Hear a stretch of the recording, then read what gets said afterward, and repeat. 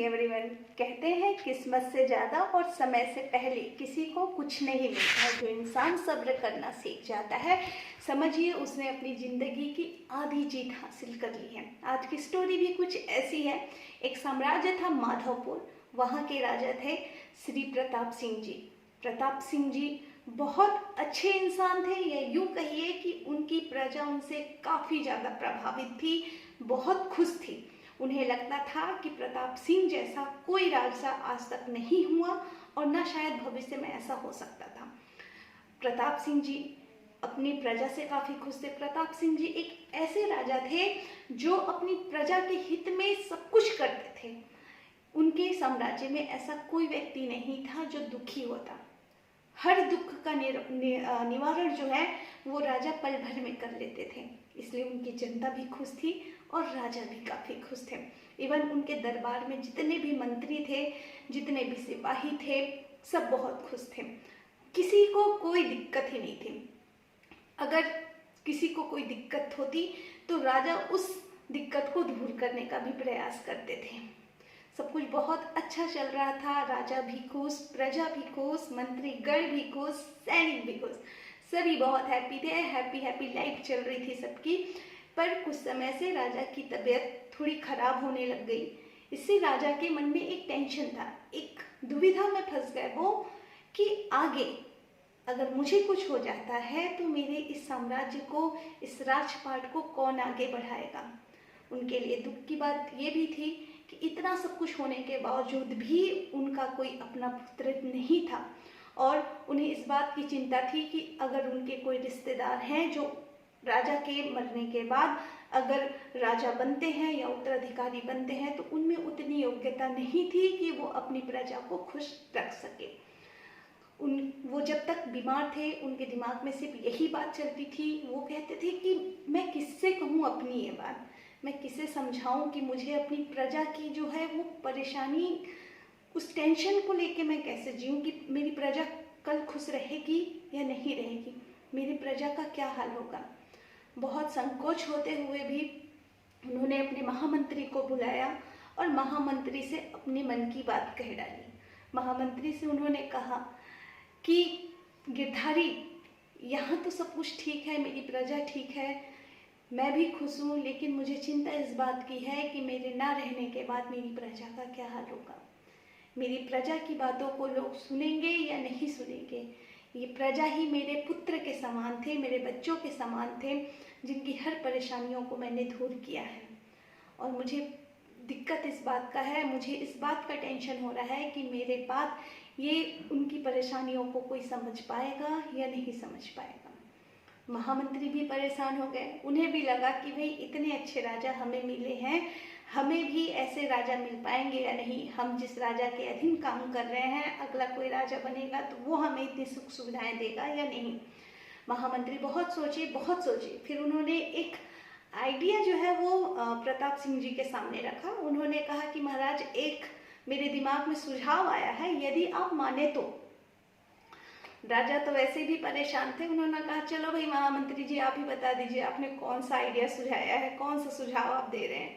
उन्होंने कहा, महामंत्री जी ने कहा कि महाराज, हम ऐसे करते हैं, हमारे माधवपुर में 6 वर्ष से 10 वर्ष के जितने भी बालक हैं उन सबको हम अपने राज दरबार में बुलाते हैं। उनका एक टेस्ट लेते हैं जिनमें हम उनको, उनकी योग्यता का चयन करेंगे, उनकी चतुराई का चयन करेंगे और ये देखेंगे कि इनमें वो गुण हैं या नहीं। हम उन्हें 3 महीने तक ट्रेनिंग भी देंगे। राजा को ये सुझाव अच्छा लगा। उनको लगा कि नहीं, अगर हमारे प्रजा से ही कोई एक बालक अगर आके राजा बनता है तो उसके मन में एक आम व्यक्ति की जो भावना है वो भी जरूर रहेगी, और जो आम व्यक्ति के बीच से उठ के आ रहा है वो निसंदेह उनके वर्ग के लिए भी सोचेगा। राजा ने ऐसे ही कहा कि सही है, आपका जो सुझाव है वो मुझे पसंद आ रहा है। अगले दिन दरबार लगा। राजा ने सबको आदेशित किया कि इस माधवपुर में जितने भी 6 से 10 वर्ष के बालक हैं वो कल तक राजा के दरबार में आ जाएं। सब सैनिक जो है वो पूरे माधवपुर साम्राज्य में फैल गए। उन लोगों ने जितने भी गांव थे, जितने भी कस्बे थे, वहाँ गए वो सारे सैनिक और वहाँ से 6 से 10 वर्ष के जितने बालक थे उन सब बालकों को राज दरबार में बुलाया गया। लगभग हजारों की संख्या में बच्चे वहाँ एकत्रित थे। उन बच्चों को देख के राजा के मन में पहले ये था कि भाई मैं इसमें से किसे अपना उत्तराधिकारी चुनूं, लेकिन किसी एक को उठा के उत्तराधिकारी नहीं चुन सकते थे, किसी एक को उठा के राज सिंहासन पर बैठा नहीं सकते थे। इसलिए एक प्रक्रिया तय की गई थी। इस प्रक्रिया में कुछ योग्यता देखने थे कि इसमें वो काबिलियत है या नहीं है। कुछ टेस्ट हुए, उसके बाद ये देखा गया कि कौन सा बच्चा जो है वो कितना चतुर है, कौन सा बच्चा जो है वो अपने सही आइडियाज़ का प्रयोग कर सकता है, अपने सही माइंड का प्रयोग कर सकता है। तो इसलिए कुछ कुछ टेस्ट किए गए। तो उस टेस्ट में कहना चाहिए जो हजारों की संख्या में बच्चे थे वो छट के सैकड़ों में हो गए। और फिर 2-3 और प्रोसेस हुए जिसमें से कहना चाहिए सिर्फ 150 बच्चे बचे। इस तरह से जो चयन प्रक्रिया चल रही थी उसमें लास्ट में 150 बच्चे बचे थे। अब देखना ये था कि इतनी जो प्रक्रियाएं चली थी उनमें राजा और महामंत्री को जो जो समझ में आता था, जो जो टेस्ट लेने थे वो उन लोगों ने ले लिए। अब ये था कि 150 बच्चों में से किसी एक का चयन कैसे किया जाए। सब कुछ एक ऐसा लग रहा था कि अब ऐसा कौन सा टेस्ट लें हम लोग जिससे हम चयन कर सकते हैं। हम ये देखें कि इनमें से एक बच्चा हमारे राजा बनने के लायक है। उसके बाद ये सब जो है ये सारी प्रक्रियाएं हैं, महारानी भी देख रही थी। महारानी ने महाराज को इशारा किया कि आप अगर इजाज़त दें तो मैं कुछ कहूँ। राजा ने कहा कि भाई चलो आप भी कुछ दे दीजिए, अब तो हमारी समझ में कुछ आ नहीं रहा है, आप ही कुछ आइडिया दे दीजिए। रानी ने कहा कि 150 बच्चे हैं, 150 बच्चों को एक गमला दीजिए, उसमें कुछ बीज डाल के। राजा ने कहा ठीक है, करते हैं वैसा। तो जितने 150 बच्चे थे उन 150 बच्चों को एक गमले दिए गए। गमले में कुछ बीज डाल दिए गए थे और कह दिया गया कि ये गमला आप अपने साथ ले जाइए और 6 महीने बाद आइए। इसमें जो पौधा होगा आप उसको बहुत अच्छे से जतन से उगाइए, उसे बड़ा कीजिए और जब आप आए तो आपके पास इस गमले में एक लहराता हुआ एक हरा भरा पौधा होना चाहिए। बच्चे बोले ठीक है। सब बच्चे एक एक गमला उठाए और चले गए कहना चाहिए। उसके बाद सब ने अपने अपने घर में उस गमले में पानी डाला, उसकी परवरिश की, सब कुछ किया। उसमें एक बालक था, वो भी सामान्य था, उसने भी कहना चाहिए सारे टेस्ट पास कर लिए थे। ये अंतिम टेस्ट था। वो भी गमला लेके गया, बड़ा खुश था, अपनी माँ से बोलता है कि माँ मैंने सारे टेस्ट तो अच्छे से पास कर लिए, ये अंतिम टेस्ट है, अगर मैं इसमें अगर सफल हो गया तो हो सकता है मैं भी राजा बनने के लायक हो सकता हूँ। माँ का आशीर्वाद था। माँ ने कहा कि बिल्कुल अगर तुम सही मेहनत कर रहे हो तो तुम्हें वो पद प्राप्त हो सकता है। बच्चे ने भी गमले में पानी डाला। 1 दिन बीता, 2 दिन बीता, 15 दिन बीत गए। बच्चा बड़ा परेशान हो गया। उसने अपनी माँ से कहा कि माँ 15 दिन हो गए लेकिन मेरे इस गमले से एक अंकुरित बीज तक नहीं हो रही, पत्ती तक नहीं निकली है। माँ ने उसे समझाया कोई नहीं, कुछ पौधे जो होते हैं वो लेट से होते हैं, थोड़ा टाइम लगता है। बच्चे ने कहा ठीक है, माँ कह रही है तो सही है। 15 दिन के बाद 1 महीना हो गया, फिर भी उस गमले से कुछ नहीं निकला। 1 महीने, 3 महीने और इस तरह से कहना चाहिए 6 महीने निकल गए, पर उस बच्चे के गमले से पौधा नहीं निकला। उस बच्चे को बहुत परेशानी थी। वो बच्चे टेंशन में था कि मैंने सारे टेस्ट तो बहुत अच्छे से पास किए, मैं अंतिम टेस्ट में फेल हो गया।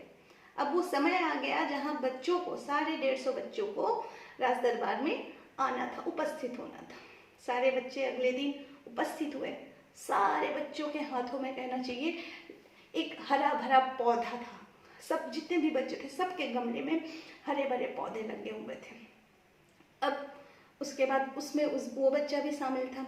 वो सबको देख रहा था कि 149 जो थे, 149 बच्चे जो थे, उनके हाथों में एक लहराता हुआ हरा हरा पौधा है और उसके गमले में कुछ नहीं है। सारे बच्चे उसको देख के हंस रहे थे और वो बेचारा संकुचित होकर साइड पे खड़ा हुआ था। राजा दरबार पे आए, राजा ने देखा, राजा भी देख के बहुत खुश हुए। फिर राजा की नज़र जो है उस बच्चे पे पड़ी जिसके गमले में कुछ नहीं था। राजा वहाँ से उठे और उस बच्चे का हाथ पकड़ के उसे राज सिंहासन पर लेकर आए और उसे वहाँ पर बैठा दिया। ये देख के सब आश्चर्यचकित हो गए। सबको ये लगने लगा कि भाई राजा ने कहा था कि जिसका पौधा सबसे अच्छा होगा उस पौधे, मतलब उनका ये कहना था कि जो व्यक्ति, जो बच्चा उस पौधे को उस उस गमले में जहाँ बीज डाल के दिया गया है उसकी परवरिश अच्छे से करेगा और जिसका पौधा बहुत अच्छा होगा उसे हम राजा बना देंगे। लेकिन इस लड़के को राजा बना दिया गया जिसके गमले में तो पौधा क्या, एक अंकुरित बीज भी नहीं था। सब आश्चर्यचकित हो गए। तब राजा ने कहा कि अगला राजा जो है हमारा यही बालक है। अब सब आश्चर्य से देखने लगे। तब राजा ने कहा कि मैं दाद देता हूँ इस बालक पर, इस बालक की मेहनत पर। सब और भी ज़्यादा आश्चर्य में आ गए कि भाई ये क्या बोल रहा है, हमारे पास बहुत अच्छे अच्छे पौधे हैं पर राजा उसे राजा बना रहा है जिसके पास कुछ भी नहीं है, सूखा गमला जो लेके आया है। उसने पहले उस बच्चे से पूछा कि आपने मेहनत किया था? तो उसने बोला हाँ मैंने मेहनत किया था, मैंने 6 महीने तक हर रोज इस गमले में पानी डाला है, खाद डाला है, लेकिन इस पौधे से इस गमले से एक अंकुरित पत्ती भी नहीं निकला। राजा ने कहा कि निकलता भी कैसे, क्योंकि मैंने जितने भी बीज दिए थे वो सारे बंजर थे। वो ऐसे बीज थे जिसमें से कभी भी पौधा नहीं बन सकता था, जो कभी भी अंकुरित नहीं हो सकता था। कहने का तात्पर्य समझ रहे हैं आप? कहने का तात्पर्य ये है कि 149 बच्चों ने अपने आप को राजा बनाने के लिए उस वो जो पौधा दिया गया था, जो बीज दिए गए थे जिस गमले में, वो तो कभी पौधा बन ही नहीं सकता था। लेकिन वो 149 बच्चे जो थे उन्होंने अपने आप को एक राजा की पदवी में देखने के लिए अलग अलग पौधों का प्रयोग किया, अलग अलग पेड़ को अपने गमले में लगा कर ले आए। और वो एकमात्र बालक था जिसने अपने पौधे में कुछ निजस का तस पर उसके लिए उसने मेहनत किया। मतलब यहाँ पर ये दिखाई दे रहा है कि उसने ईमानदारी दिखाई, उसने सब्र किया, उसे 6 महीने तक वेट किया, 6 महीने तक उसकी परवरिश की, 6 महीने तक उसने उस गमले को सींचा, लेकिन उसमें उसे कुछ नहीं मिला। तो यहाँ पर राजा ये टेस्ट कर रहे थे कि 150 में राजा बनने के योग्य किसमें है, जिसमें सब्र हो सके, जो ईमानदार हो सके। बाकी जो 149 बच्चे थे निसंदेह उन्होंने बहुत अच्छा कार्य किया था, बहुत अच्छे टेस्ट दिए थे, लेकिन इस टेस्ट में वो असफल हो गए। कहने का यही मतलब है कि हमें मेहनत करनी चाहिए और पूरी ईमानदारी से करनी चाहिए। अगर हम अपने कार्य के प्रति ईमानदार हैं तो हो सकता है कि हमारा आने वाला कल भी बहुत अच्छा होगा। Thank you.